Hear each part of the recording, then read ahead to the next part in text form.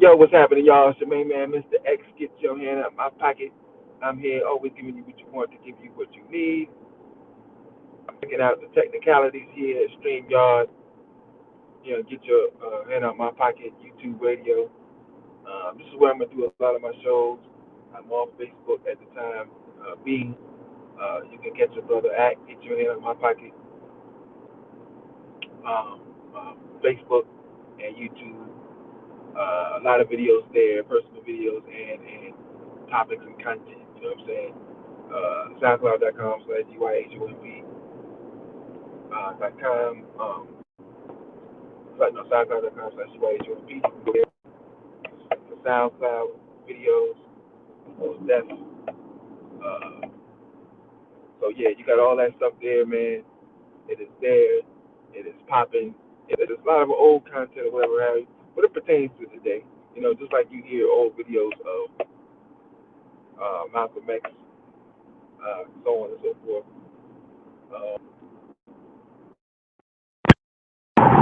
When you hear old videos of Malcolm X and Mark Garvey, Elijah Muhammad, so on and so forth, you know that, hey, this is something that is still relevant today. You can go back 100 years, you can go back 50 years, so on and so forth. And the same problems that we had then, we have the same problems now. And, we just had a great discussion with Brother from DC. When I say from DC, last week, very informative, great topics of discussion. You can check that out on the channel, the last video that we did. Share it and donate to the cause and whatever have you, Revolution's cause. And as content creators, this is the way that a lot of us make a living. We want to make a living because that makes us independent. You know what I mean? I do several jobs, I do several different things, which makes me an independent contractor. We're still in prison. And so you use what it is that you have incomes, you know what I'm saying? And we use that to live day life. And we have to be able to be in a position to give back and to help our people. One thing the white supremacist does, which is all white folks, is we see them in our communities. They are investing in the safety of their community. Just like you see them out there in the Black Lives Matter protests and the like, or even some of the riots that are state sanctioned. They are out there to make sure, one, their property isn't destroyed, and that they know it neuters the actions of blacks. A lot of black people around whites kind of taper their actions and their rage and stuff like that. And even though you see those videos on the ground or the first initial days when black people out there upset and angered at the way they've been treated and really want to live their day-to-day life without any problems from anybody. We're the most docile, pacifist people that you can ever see. When engaged, we will become very aggressive, unfortunately, and most times it's towards ourselves. We have so much self-hatred, and we don't really understand the definition of self-hatred. Like, it looks like you. It reminds you you don't love yourself, so you're damn sure not going to love other people who look like you, and every slight is taken to the next level. And so, I had a conversation with a friend of mine, and they said, someone that they knew that had just received marriage, they were surprised of how quote unquote ghetto they was. That this chick is hood, and she said she went to one of the birthday parties of her children, and she was ready to get it in then. And we were just discussing, just being able to take our children someplace safe where none of those things occur because we don't know what's happening. And our children are unaware of the dynamics. They just want to play. And so I was saying, yeah, when I take my children somewhere, it's a remote playground with nobody at. And so I have a 4-year-old, 5-year-old, 1-year-old, and then a son who's coming any minute. And so between the two of them, because the 7-year-old is still trying to get her walking papers, still trying to figure that out and navigate that. The two of them play amongst each other, so that's fine. Between them, they got, they could play with each other. So it's not like, oh my God, I'm bored, I'm so lonely. No, and then the 1-year-old is right behind them, so they have to interact with. And we have to keep it that way because we don't know whom to trust. If you really want to know somebody, bring them around your children. You know what I mean? And whenever we in close proximity to each other, we really like, especially when you're in your late 30s, 40s, whatever, when you're in your grown status, and it's not about, who looks like what, or what are you wearing, or where you live, and things like that, class status. But how do you raise your children? What type of person are you? Do I want my children around you? What are your political beliefs? What are your religious beliefs? So on and so forth. Very important things because that goes into the development of the children. And so, we was having this very candid discussion, and she talked about family members that were, and they're very aggressive, bad attitudes, and so on and so forth. And Grandmaster Infidicia and I talked about this, and it's Lloyd Stewart locally, a Baba locally, that is very respected in conscious circles, talked about the rage of our children, that we kind of knew why they're angry, but we're trying to tell layman's individuals why they're angry. It's still the freedom spirit out of them. That one, in a subjugative society that downplays their greatness and tries to snuff it out and eliminate it, exterminate it. And those who still live in the ethosphere, who still live within the earth, we know the energy never dies, right?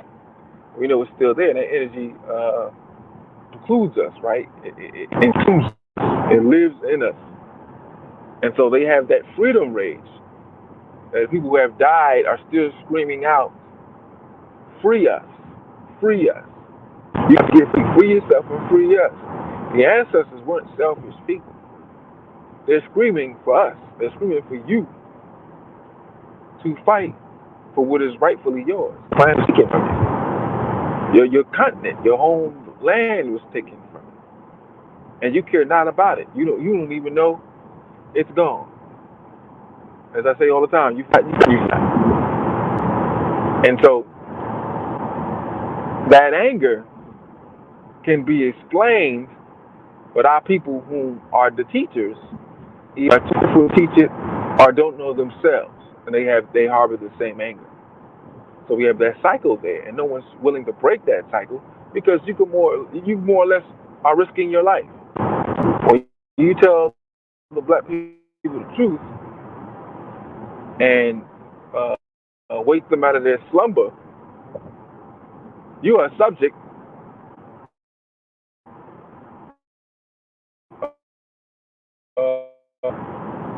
you know what I'm saying? That's what you're subject to by the state. So in any case, we're just having a preliminary build. The topic of discussion is Stephen A. Coon in the Indian playoffs. And I haven't done a live dealing with subject matter in a long time. A lot of things have happened in the last 3 or 4 months. And, as you all know, independent contractor, right? Sole proprietor. So I do content when I feel like it, right? Right. So for a while, very consistent once a week. I try not to commit to more than that. our radio station when I had access to the radio station locally. I was like, my show would be once a month. I don't need to be on weekly because I don't believe I can really do that. I can't really consistently commit to that because so many moving parts in my personal life and organizing things like that. And so I open the window, I keep that window and that door unlocked for radical change, right? So things do occur, and then you have to make that change and make those adjustments. And so that's what I've been doing, but things get cut off. So I come up with different ideas and strategies to create content, talk about certain subjects that are pertinent to our people, but also dealing with sports or dealing with politics or even environmental things. But in this case, this is more of an export sports revolutionary show. But I got this here on Get Team. And some of my shows, Brother Keith, are able to see that I created the show. My Brother Keith, proprietor of Black Eye Fire Network, would take one show and then upload it to another network, which is great. I try to use StreamYard very, I think it's a great media apparatus that can be utilized by our people because, I think they work in conjunction. I think that YouTube created an avenue for StreamYard because it said that people that don't have 1,000 subscribers can't go live on the phone anymore. Black people were hurling too much truth out there, and they came up with different ways to try to mute us. They do that. They try to not make it racial. Well, all these apps and companies are racist as hell, and they try different ways to mute us with very little explanation. They just say you violated community guidelines, whatever the hell that means. So it doesn't matter if laws are put in place, they'll circumvent them because they made the laws, and they make them vague for they can go around them, under them, or right through them, over top of them, using vague and ambiguous English terms. And our people are not very proficient in English, not our natural first language. So you have an ebonics that is created naturally. Ebonics is a more natural thing because you're just rolling your words together. That's what I mean. But African dialects connect with so-called ebonics. You see what I'm saying? When you speak proper, you almost have to break your brain to do so. And proper for who? Who said speaking a particular way, English in a particular way, was proper? This is video my wife showed me. A dark-skinned brother, little fro, in I think 80s, maybe 90s, it looked like. And he was in a baseball diamond or whatever, or right outside of it. And he was talking as I believe a sports anchor. He was in sports or some type of weather. So he's like, yeah, the weather out here is magnificent. I want to tell you, John. And a beat came by and he was like, oh, what the mother, what is it? God, the nigga came out of him crazy fast. And everybody laughed at it. But your conscious entity can break it down. And I immediately saw what it was.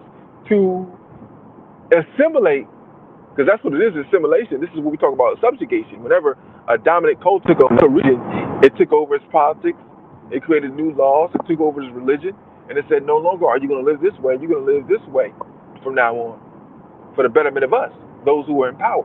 You are subjects, meaning we battled, you lost, now we are more dominant and supreme than you. Winston Churchill believed in domination. He believed in supremacy. You are more supreme than someone else.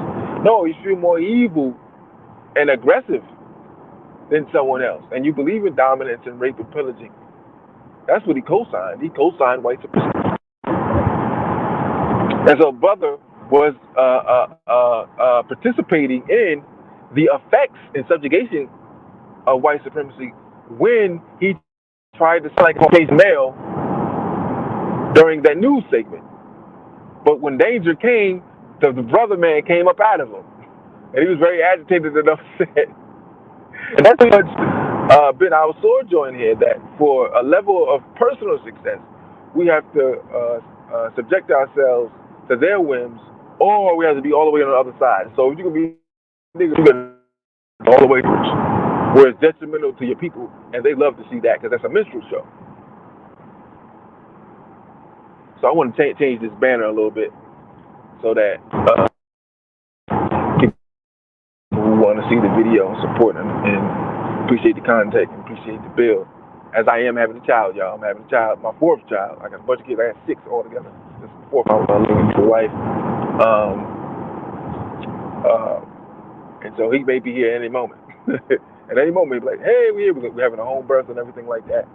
We try to be as infinite as possible. So it's up to myself to lead the charge for that economically. And so I have to do my part in sharing pertinent stories and commentary and dialogue. And hopefully you all will appreciate that and donate to said cause and economically back us. We are who we are. You know, what's the content that I laid down is not really anything for me to be working for somebody else. And I really don't want to. I'm too independent minded to be working for anybody else. You know what I mean? And ultimately, when you have business, a lot of times when you're using your hands, things like that, or using raw materials, you subcontract, right? First party context, you to be the second and or third party. Say, hey, we need this from you. This is, for instance, I give you an example: Black History Month in high school, in the schools. Now we want somebody to come in from the community who some of the children may see or run into, and we want you to teach Black history. You say, okay, well, this is what I give. History to the 27th power, and I'll make some adjustments here a bit so that we have a particular message sent. Now, I'm not interested in teaching Black history to my children.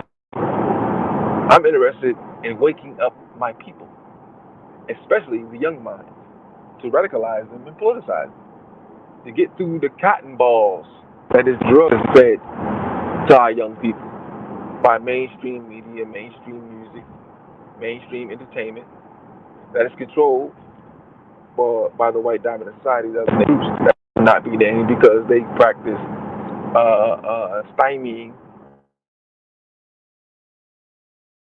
the First Amendment rights. So, your freedom of speech. So, that's what I'm interested in. So you would contract me, and we'll agree on the rate, and then I work the necessary hours, and I'll be gone. So I'm no employee of yours. And these are semantics, right? Until the entire government is overpowered and destroyed, when we can build a real nation, because every nation that was destroyed was built on the bones and the blood and the bodies of the previous nation that was there. This is how it's done here. This is how it's done. And if you look at the history of the African nations, you look at China's dominance, you look at Greece's dominance, Portugal's dominance, so on and so forth. You find it lasted a period of time as a power, and then they were brought down, right? So in any case, I want to get back to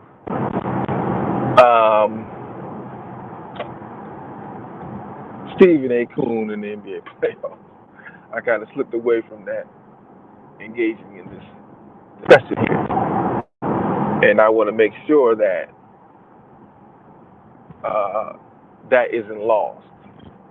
So as y'all know, Stephen A. Smith is a commentator for ESPN. He has been a commentator for a very long time. And I want to state, firstly, that I was a fan of Stephen A. Smith, a black man who could intellectualize with the best of them, the Malcolm X of sports, or basketball, if you will, when he first came out. He was just a basketball analyst and commentator. But the demand for him was so high because of his entertaining way of doing interviews, and the fact that he had several different shows, and that he would fight black NBA superstars. and have discussions with them on some Arsenio Hall type thing, and we enjoyed it. We loved seeing a brother carry the discussion. We loved to see him interview other black superstars. So it was great to see that immersed in the culture. There was a cool and regalness. He's a corny dude. You know what I mean? I mean, he's corny politically, but in terms of his style and his savoir faire, it was cool. It was something that black boys can look at and say, yeah, I can be that. You know what I'm saying? I can be that clean cut suit. I'm making it the right way. I'm using the intellectualism. I'm able to analyze and sort out talking and discussion and really have a build about basketball in a way that is new and different. And new and different is good. It's marketable. It's profitable. And if we're able to profit off that, that's an income stream. And Lord knows our community needs that. So I rock with him. He would go back and forth with Skip Bayless and stuff. And it was never white man. And white folks love to use that's the race card that they use. They always say we use it, they're projecting on us. See, they'll have that polarizing opinion thing, and they know that gets ratings. That you get great Stephen A. Smith was whooping that white man. And so the cracker took things very seriously. Then he would have other people on there who was not ready for his style of debate. And so the other black men came there. It was like you would get the novice of the novice black men. And so he would whip them. Shout out to Shannon Sharp. He was a brother who was champion in his own mind and heart, and be able to hold serve against them and constantly and consistently improved his debating skills. But it was bringing debate as something that could supplant possibly sports, that we black men can intellectualize. No one get hurt. No one get beat up and bruised. And it forced the other entity to continue to research more, to analyze more, to research more. You see, and we talk about literacy in a way that we haven't looked at since the early 1900s. You look at that movie, The Great Debaters, and it's an awesome movie. And to see the brother that unfortunately, like other people's women, but was tough, had a revolutionary spirit in the time of the early 1900s where lynchings were prevalent on a day-to-day basis. And it wasn't just bullets in the backs, it was lynchings. That you would walk within the woods and see a family member or a friend or a cohort hanging from a tree. That he stood up tall and strong. So you bring that element back, you're like, all right, man, this is another way of battle. You know what I'm saying? It's sports realm. So I really enjoyed listening to the brother, and he had some points that I agree with. So it was kind of like, yeah, stick up for the brothers. You got to stick up for the brothers, right? But I wasn't yet conscious. So I was familiar with the political perspective black men are supposed to have. So once I gained that knowledge, I started seeing what he really was. Like Mark Lamont Hill, a liberal white ass kisser, a non-foundational black American, a Caribbean immigrant coon who loves white people. And when you look or listen closely, he's always professing his love of white people. Be very weary of individuals of that ilk that love white people unabashedly. That he would take pictures with men, hugging them, loving on them. And so I started seeing this. And one of the big things I started seeing, they would go to his commentary about other black athletes. And it was always very aggressive, always very contentious, always very angry. And so ESPN, which is owned by Disney, wasn't owned then by Disney, but it's owned by Disney now. It doesn't make any difference. It's still a white supremacist corporation, all $1 billion business, white supremacist. Matter of fact, the entirety of society that's owned by white folks is a white supremacist or entity and organization, right? So he is throwing our people under the bus day in and day out. He stopped defending the little bit that he was and completely took the other side. And so you see more of him. You see more shows. You see more things representing Stephen A. Smith, and he was at different outlets and different sporting events. Obviously, he was in the playoffs, but then he would do color commentary or analysis within games in NCAA and NBA, so on and so forth, similar to Charles Barkley, right? And Charles Barkley has completely lost all his masculinity. I mean, I really believe his testosterone is completely gone. He sounds like a neutered woman. That's what he sounds like. And he's another professor of love of white people. Listen to his recent interview with Dan Patrick. He just hovers all over this guy. You know, this is what we got. It's supposed to be black representation. This is why they are black representation, so said by the white supremacists. That you want docile niggas who don't challenge anything in front of the camera. White supremacy is always and forever evolving and adjusting and modifying itself to make you think it doesn't really exist. As Amos Wilson talked about, if the system and the state needed to produce something so that people would get back on their maybe they could do it. If they wanted to say, "Hey, we have overcome, black people will overcome," it will produce more black millionaires, so that it can show you that, hey, look at all these black people who are being successful. What are you talking about? What subjugation are you talking about? Look at the positions black people hold in politics, and in our government, and in our corporations. What white supremacy are you talking about? There is no racism. We've overcame. We're a diverse nation. Everybody has a hand in it. What are you talking about? And they wink and they smile and they laugh as they get certain negroes to parrot that thought process, and then they give it to the masses, and the masses regurgitate.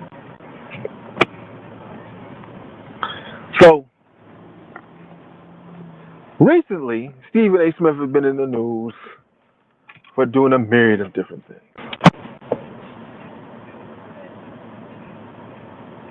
And it's vilely disgusting. Scottie Pippen, one of the great NBA players of all time. And I'm going to write this thing here for my banner. Hold on a second, brothers and sisters.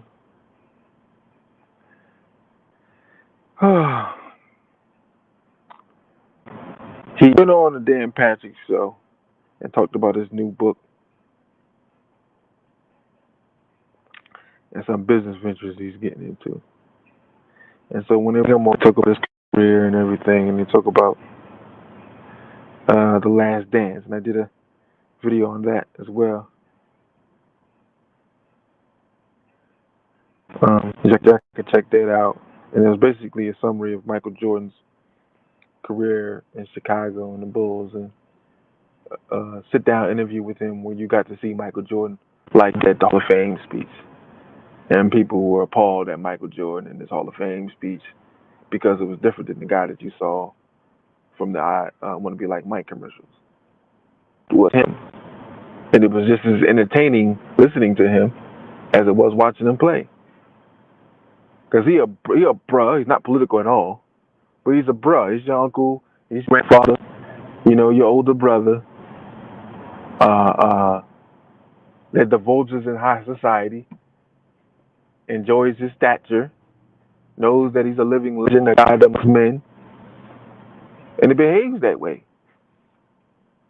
And he talked about his career. He gave a summary of his career. People were mad at him. Wow, he sounds petty.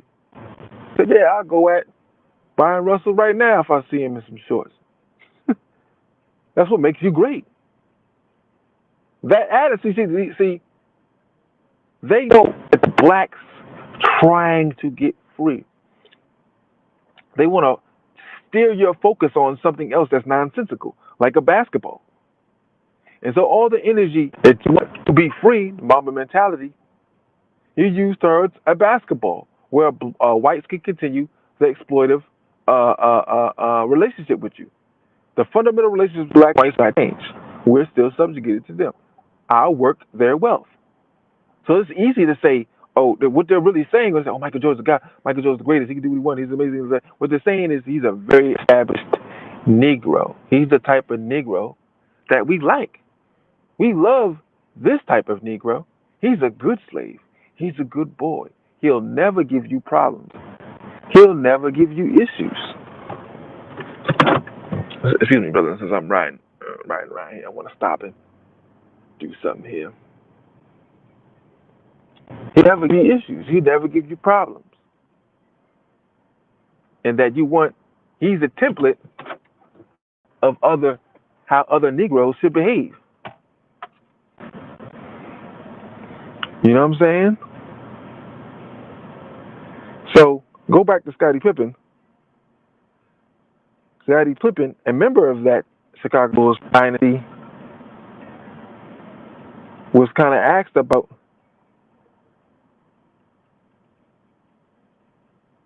how he's seen, how he felt about the Last Dance and some of the things that was talked about there, especially in 1994. And I'll give you a rundown because let's hear sports. 1994, just the year uh, that Michael Jordan. Oh man. Oh god. I messed up. Shoot. 1994, Michael Jordan retired. It was the first year that he had not played basketball in his 9-year career. He had retired. In 1994, that was the year the three-time champion Bulls was led by Scottie Pippen. He was the sole superstar on the team. It was his team, and he felt he was ready. He had played the Seattle role since 1987. After 6 years, 7 years of being the number two guy and learning and developing to a superstar himself, having obtained accolades and all-star appearances and NBA championships and Olympic gold medals, he felt that this was his time now and that he was ready to take on the mantle. And he effectively did that, having led the Bulls to 57 wins and had taken them to the um, second round of the NBA playoffs. Now, the first question that we deem controversial for Dan Patrick, he said, you know, you had wrote a book and there were some passages in the book you want to discuss, and they talked about the 1994 where Phil Jackson in Game 3 against the New York Knicks, the Bulls are down 2-0, they're down 1 point, and the game is on the line. And Phil Jackson calls a timeout and devises a play for Tony Kukoc and has Scottie Pippen inbound the ball. Scottie effectively said, fuck you, I'm not doing that. Sat out. The Bulls went out there, devised the same play. Tony Kukoc hits the game-winning shot. Tony Kukoc is nicknamed the Waiter, an amazing basketball player out of Croatia who's drafted by the Bulls in 1991, but did not end up playing into 1994, the year Jordan retired. He felt comfortable enough to play in the NBA after a few years after being drafted. And Scottie and Michael had tensions toward him, it wasn't really him. It was Jerry Krause who had drafted him, and he had touted him, this great player, but was giving that same respect to the black players who was helping him win championships right then. These are the racial components here I'm bringing to get your hand in my pocket. That's what dude Jerry Krause was a Jew. He was loyal to his race. You know, he's a subjugator. He's a taskmaster. He's a slave master. And so that's how he saw black people. He saw them as niggas and slaves. And so that's how he treated them in negotiations. And so when he adopted these white people, he heralded them very heavily. You see? So,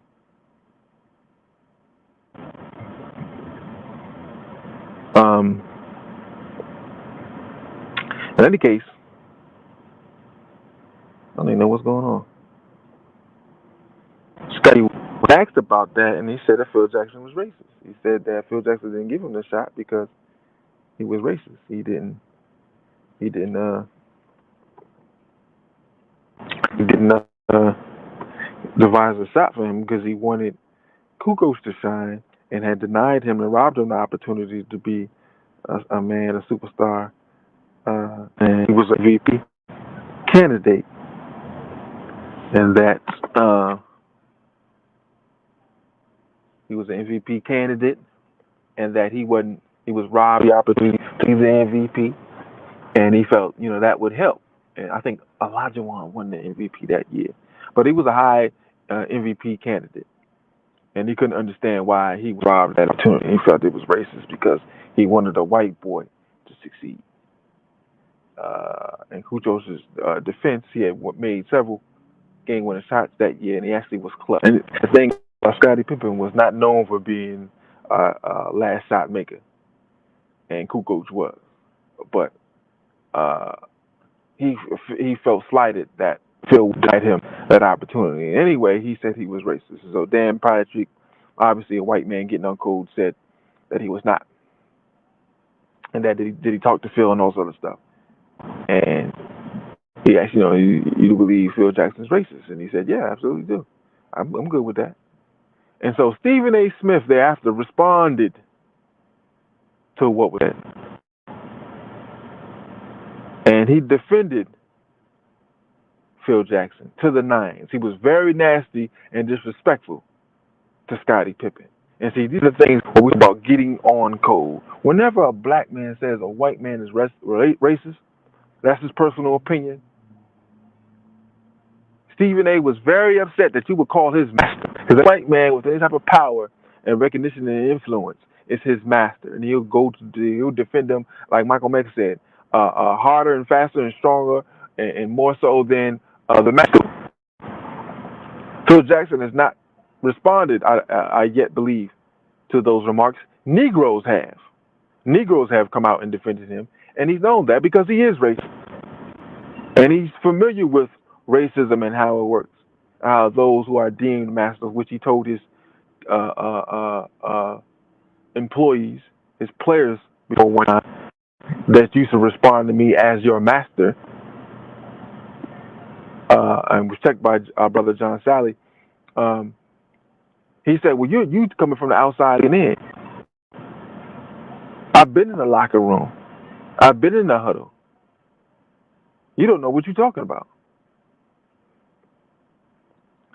Now, it's not going to be a long video because I want to get in and get it out.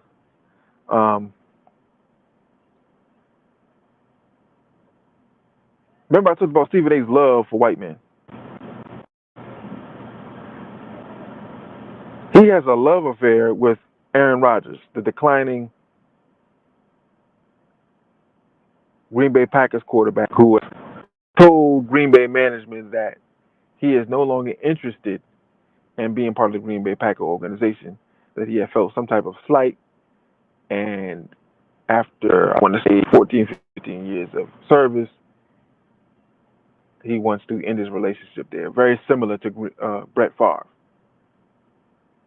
And that he knew the Green Bay organization did its best that way because it did the same thing to Brett Favre. And Brett Favre at least was like, I don't know if I want to play. He did this retirement thing for about 4 or 5 years. And really it was because he really didn't want to do preseason. He didn't want to do the workouts and the camps and all that stuff. He wanted to get to games. He was 37, 30, 39 and all that stuff. And he's like, I want to retire. And the white media knew that, and they covered for him. They covered for him to a great extent. They covered for him, and they knew exactly, what he wanted and what he was trying to do. But they covered for him. And Stephen A. Smith, Stephen A. Coon, who loves Aaron Rodgers, never had a bad word to say about Aaron Rodgers. This is the problem that we have. We will sell out other brothers. Let them have it because they know they've gotten their platform off the carcasses of black men. Understand, Stephen A. Smith, who had a very close relationship to Allen Iverson, sold Allen Iverson up the road when criticism came raining down on him, and he's put himself on the news channels and constantly derided Allen Iverson on some of the things that were going with him. and he had intimate relationships with, and I don't mean in that way, just a close friend, a person in the media that Allen trusted that portrayed him. And once white folks see that you really to hold and be just as a black person, oh, they'll skyrocket you up because now they know that you'll duplicate that, and certain stories won't get out, and so certain people won't realize that this is how you roll until it's too late. So you avoid personal information and personal conversations with these guys. So that's what they're doing to the black sports so-called media. And none of these guys are really proficient at this. This is not a skill set that they have. They're former players, right, who have stories. If they are willing to divulge in some of these stories, because certain sports writers don't have this. They have the gift of gab, proficient in wordage, and they can enunciate and pronunciate their thoughts articulately to the masses, and that's the type of a product that they want to push, right? But if black people who can't speak are talking, well, why are they out here? They're big mumble mouth niggas, apes, gorillas, King Kongs. What do they have to bring to the table? Well, they know the game. They know the game, and that's what they're supposed to bring to sports casting. They know the game. You know what I'm saying? So this is what these niggas do. And so when it came time to criticize Aaron Rodgers, he didn't do it. But when Scottie Pippen said what he said, he said, you lost your mind. He said Scottie Pippen was on drugs. He's on the drugs. When you come at Master, you got to be on drugs. If you're trying to come at Master, you have to be on drugs. But Aaron Rodgers is perfectly sane. He's perfectly fine. He's good in his stance. That's exactly what he's supposed to do. So recently, he also had criticized an Asian baseball player because he couldn't speak English and said it was bad for baseball. So the criticism rained down. Within hours, he apologized. He never apologizes to black people. You see, he's always got more smoke, and he always doubles down on other black people. When the black masses and the black, hey man, that was some effed up shit that you said, bro. You got to explain this, and he'll double down on what he said. Sports and media is riddled with people like that. You must hear of them, brothers and sisters.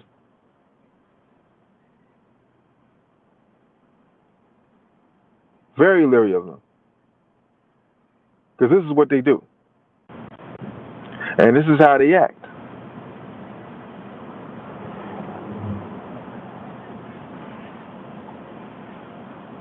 Sorry about that, brothers. I'm trying to.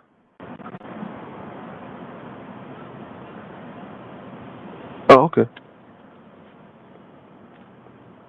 This is what I'm trying to do. Trying to set this thing up. So be wary of people like that, brothers and sisters, because that's how they act. Please support. Get your hand in my pocket, Mr. X. Sports Revolutionaries on Black Hot Fire. Get your hand in my pocket here in this channel. Thank y'all for tuning out, and tuning in, and so on and so forth, man. I love you. Shout out to those subscribers from Expedition. I appreciate you. Peace.